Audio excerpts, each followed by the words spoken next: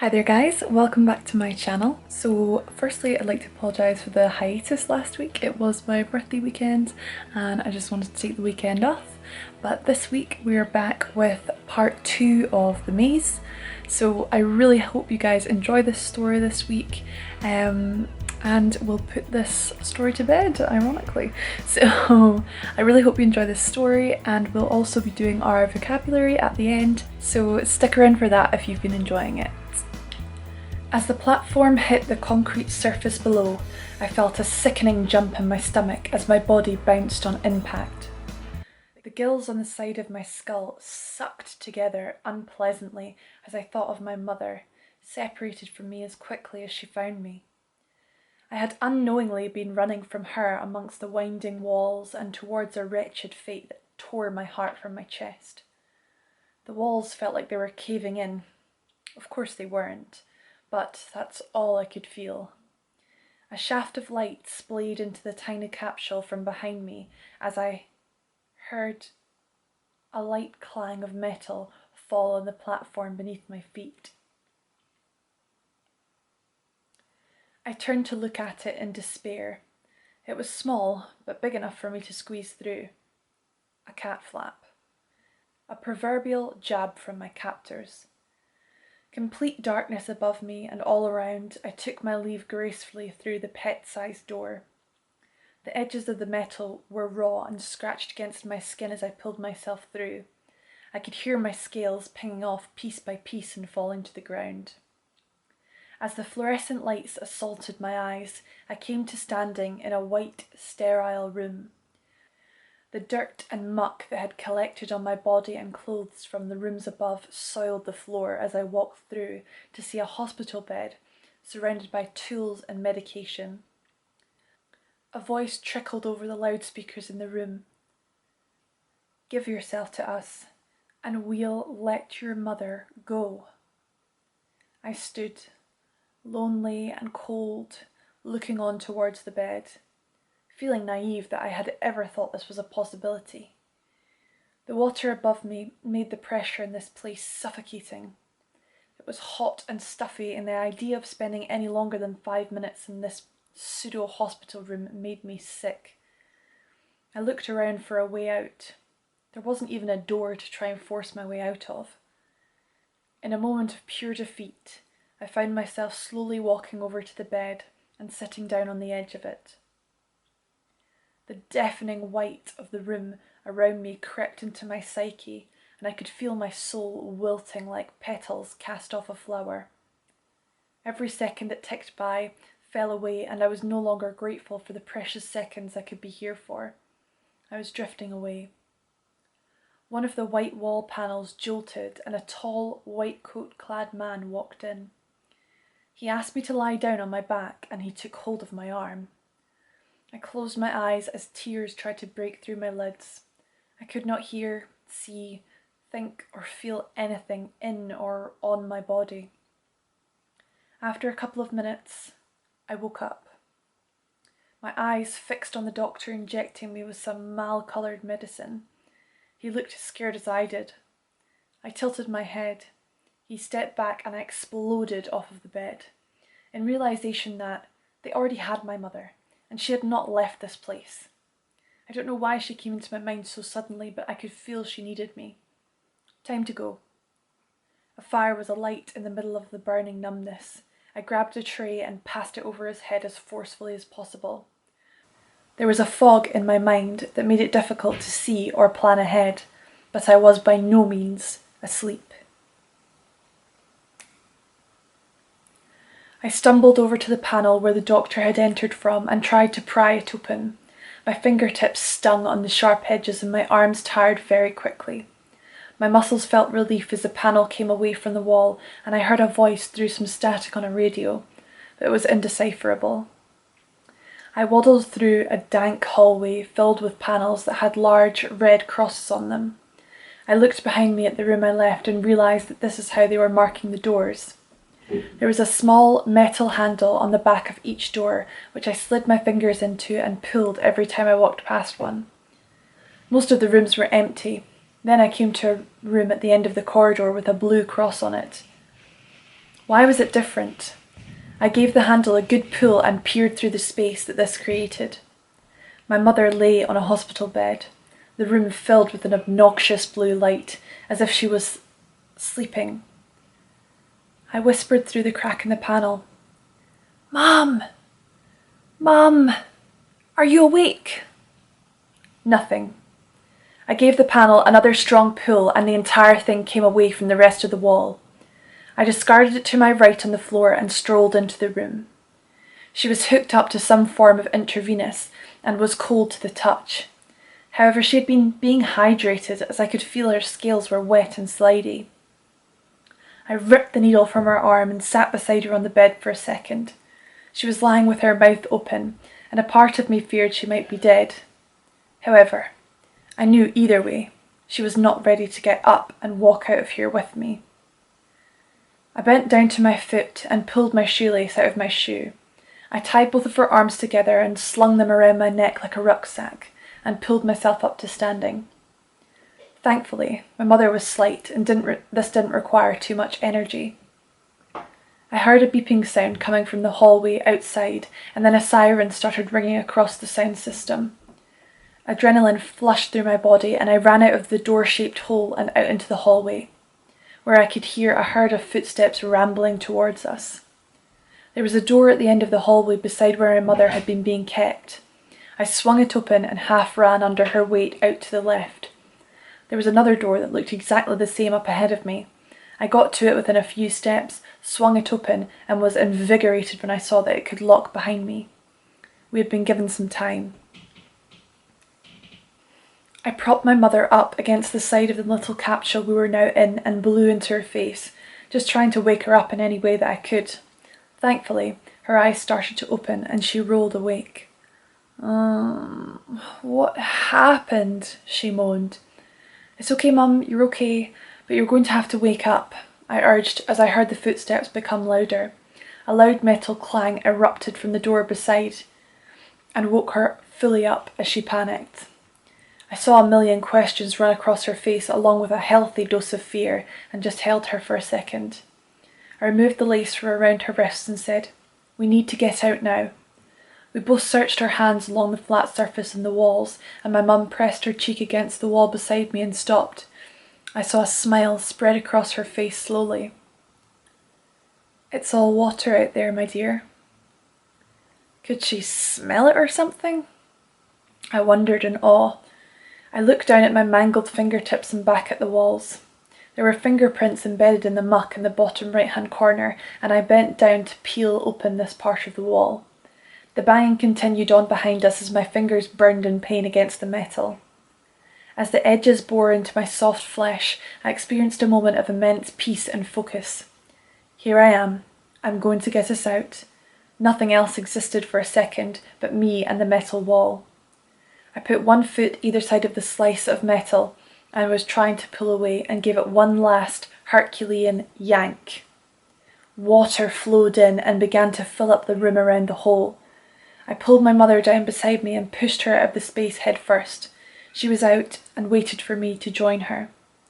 The sound of the men following us were buffered by the noise of the water, and I slid my head out of the hole and breathed in deeply through my gills. It felt divine. As I pulled the rest of my body through, a hand grabbed my ankle and tried to pull me back in. I screamed into the water, and it came out as an ear-piercing screech. My mother grabbed my arms and pulled against the resistance. The look in her eyes scared even me. This was an animal determination to save her young. I couldn't have witnessed love any more clearly than I did at this point. I got far enough outside the space to get my shoulders through and turned round, arms braced against the side of the building, and gave an almighty kick to my captor's face. Bullseye. I turned and followed my mother as she swam ahead of me. It felt good to stretch and feel the outside. My fear halved as we got away to safety. The water was comfortingly warm and bathed us of all unpleasantness that had deigned to touch us that day. We came to a small cove on the edge of our property and climbed out to sit on the edge together. She took my hand and sat quietly for a second. When she looked up, she whispered, I'm sorry. Confused, I looked back at her. She did not return my gaze. Why are you sorry? Oh, when I was young, they brought me down here. They kept me there for years. Did tests, observed me, and I never told you. I was perplexed and concerned that she had been through this before. Who are they, Mum?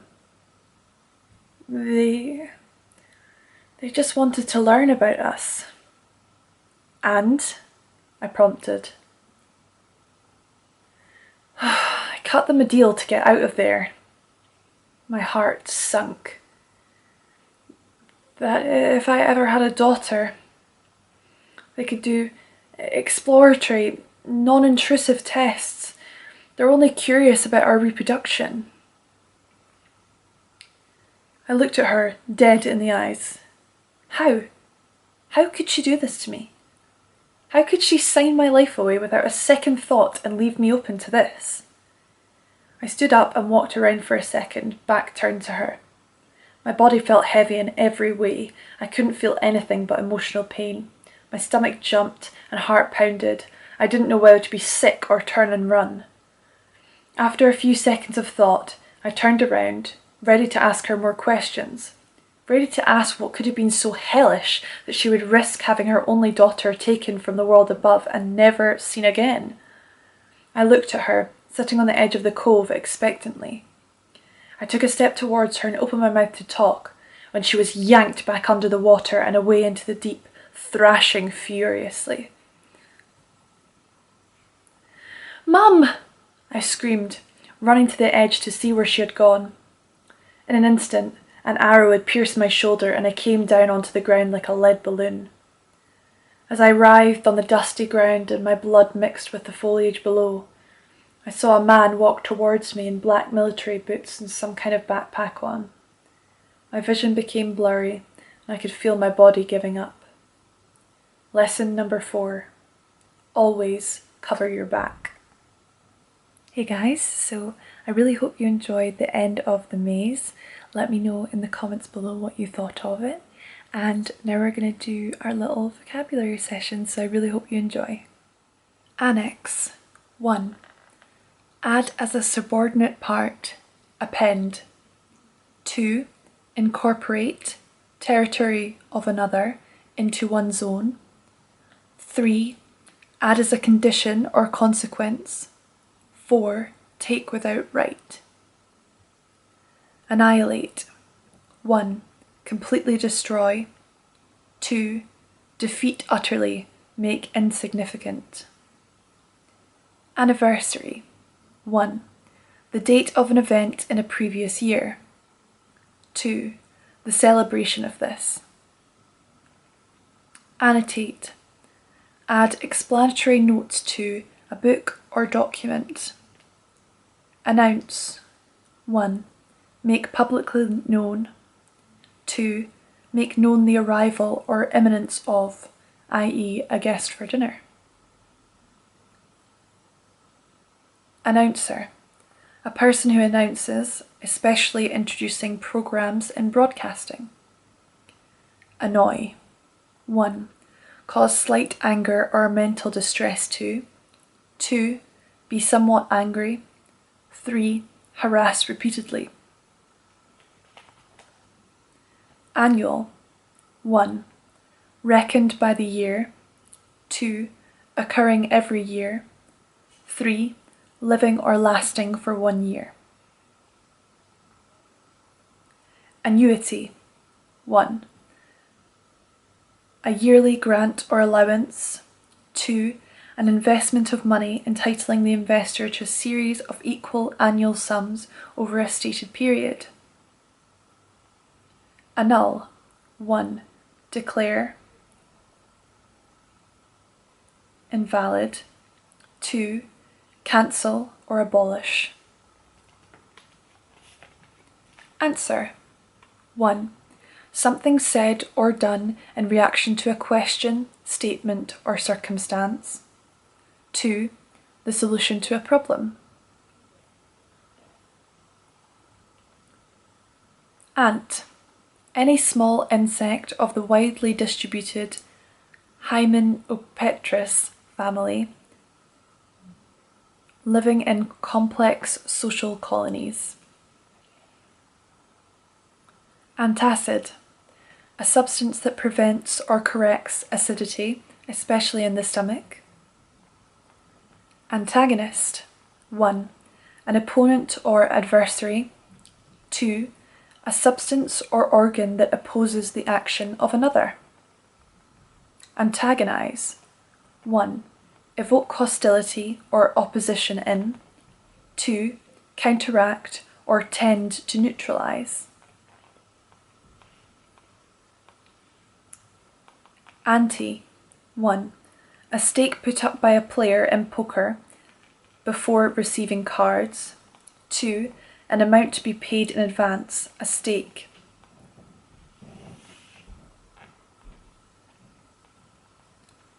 Anteater. A mammal that feeds on ants and termites. Antecedent. 1. A preceding thing or circumstance. 2. A word or phrase, etc., to which a later word refers. 3. Past history, especially of a person.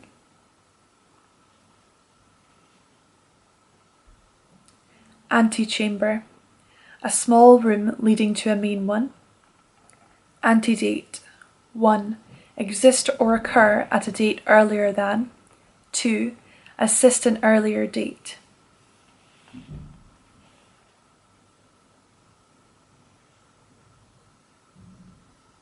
Antenatal. 1. Existing or occurring before birth. 2. Relating to the period of pregnancy. Antenna. 1.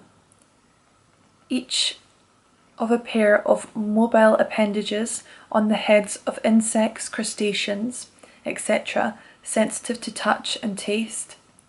2. Aerial. Used in place to translate Greek karoi, horns of insects. Antenuptial. Existing or occurring before marriage. Anterior. 1. Nearer the front. 2. Earlier or prior.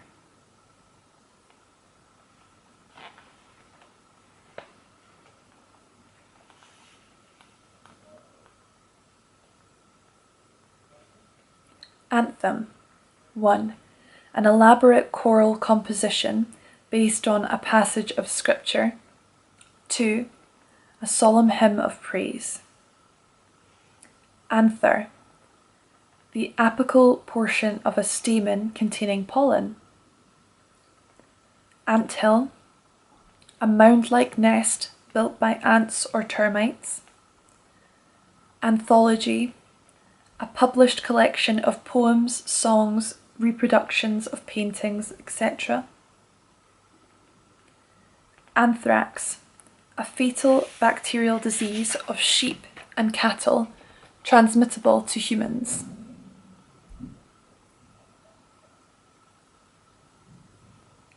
Anthropoid. 1. Resembling a human being in form. 2. Of or relating to the primate suborder, which includes monkeys, apes, and humans. 3. Ape-like. Anthropology. 1. The study of humankind. 2. The study of the structure and evolution of humans as animals.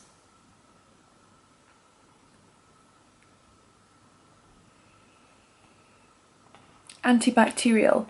Active against bacteria. Antibiotic. Any of various substances, for example penicillin, produced by microorganisms or made synthetically, and can inhibit or destroy susceptible microorganisms. Antibody. Any of a class of blood proteins produced in response to counteracting antigens. Antic. 1. Absurd or foolish behaviour. 2. An absurd or silly action. Antichrist. 1. An arch enemy of Christ. 2. A postulated person opponent of Christ expected by the early church to appear before the end of the world. Anticipate. 1.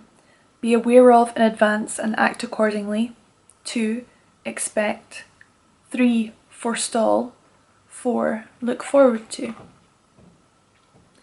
Anticlimax. A trivial conclusion to something significant, especially where climax was expected. Anticlockwise. In a curve opposite in the direction to the movement of the hands of a clock. Anticyclone. A system of winds rotating outward from an area of high barometric pressure, producing fine weather. Antidote. 1. A medicine, etc., taken or given to counteract poison. 2.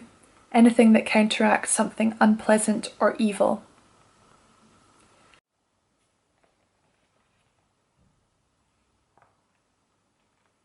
Antifreeze. A substance added to water to lower its freezing point, especially in the radiator of a motor vehicle. Antigen. A foreign substance which induces an immune response in the body, especially the production of antibodies. Antigravity. A hypothetical force opposing gravity, or designed to counteract the effects of high acceleration. Antihero. A central character in a story or drama who noticeably lacks conventional heroic attributes. Antihistamine. A substance that counteracts the effects of histamine, used especially in the treatment of allergies. Anti-inflammatory. Reducing inflammation. Anti-clock. Set up so as to prevent locking and skidding if applied suddenly.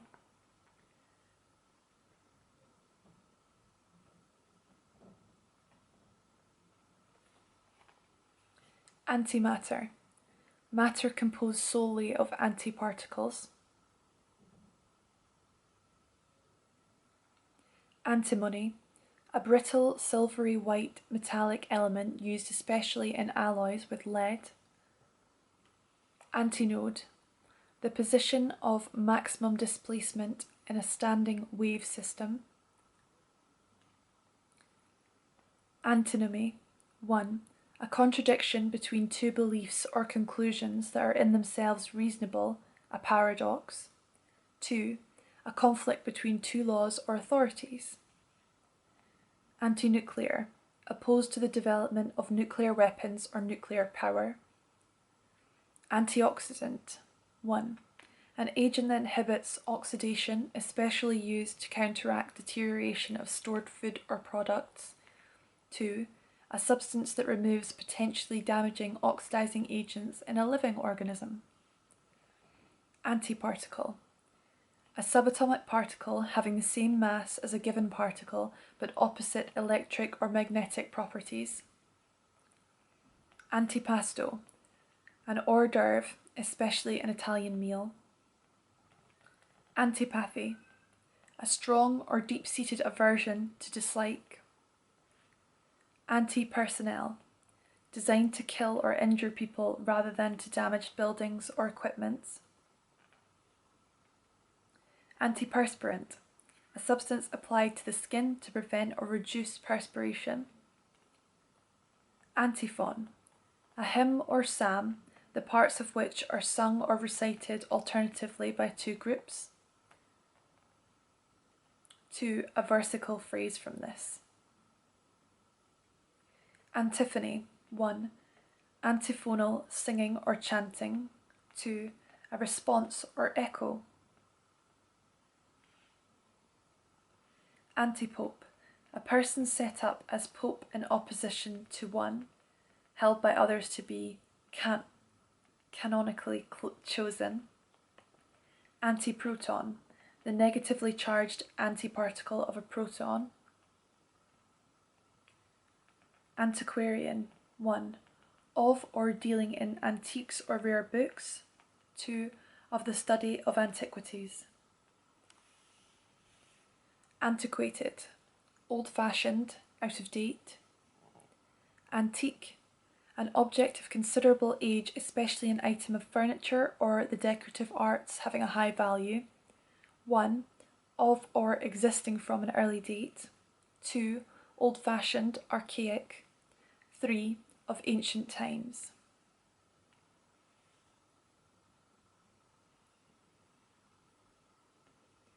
Anti-Semite, a person hostile to or prejudiced against Jews. Antisepsis, the process of using antiseptics to eliminate undesirable microorganisms that cause disease. Antiseptic. 1. Counteracting sepsis, especially by preventing the growth of disease-causing microorganisms. 2. Free from contamination. 3. Lacking character. Antiserum, a blood serum containing antibodies against specific antigens, injected to treat or protect against specific diseases. Antisocial. 1. Contrary to or harmful to the existing social order. 2. Not sociable. Antistatic, that counteracts the effects of static electricity. Antithesis. 1. The direct opposite. 2. Contrast of opposition between two things or ideas. Antitoxin, an antibody that counteracts the toxin. Antitrades, winds that blow in the opposite direction to a trade wind. Antiviral, effective against viruses. Antler. 1. Each of the branched horns of a male deer. 2. A branch of this. Antonym, a word opposite in meaning to another in the same language. Antrum. 1. A natural chamber or cavity in the body, especially in a bone. 2. The part of the stomach that is just inside its opening.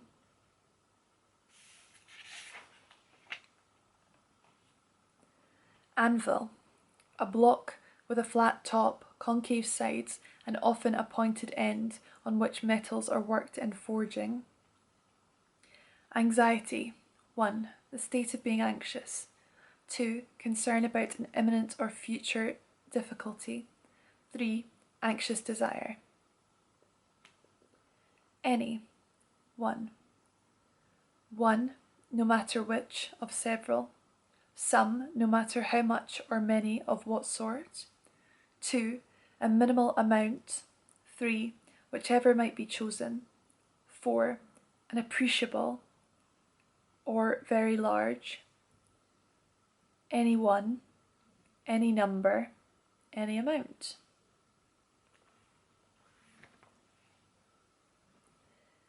Anyhow. 1. Anyway. 2. In a disorderly manner or state.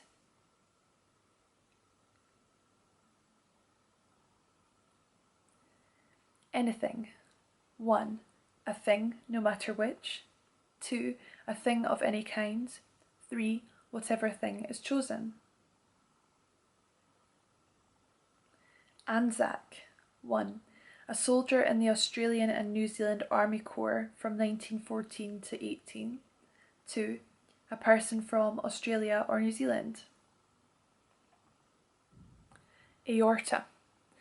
The main artery of the body supplying oxygenated blood to the circulatory system. Apace, swiftly or quickly. Apache, a member of a North American Indian people of New Mexico and Arizona, the language of this people. 2. A violent street ruffian originally in Paris, of or relating to the Apache or their language. Apart. 1. Separately, not together. 2. Into pieces. 3. To or on one side. B. Out of consideration. Apartheid, a policy or system of segregation. or discrimination on the grounds of race. Apartment. 1. A suite of rooms. 2.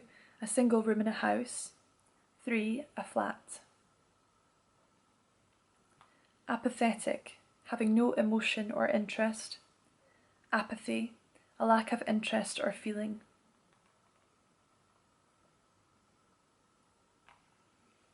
Apex. 1.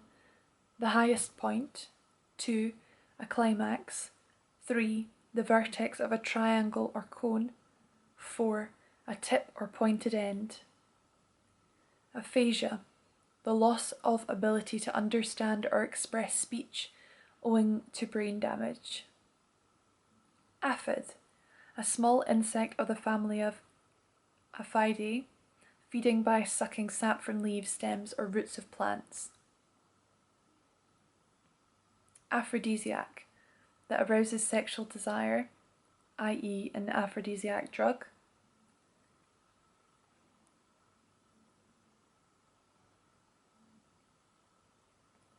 Apnea. A temporary cessation of breathing. Apocalypse. 1.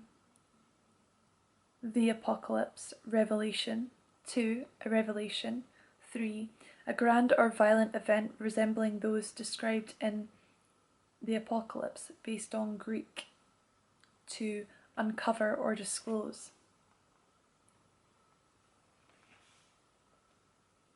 Apogee. 1. The point in a body's orbit at which its furthest point from the Earth. 2. The most distant or highest point. Apolitical, not concerned with politics. Apologetic. 1.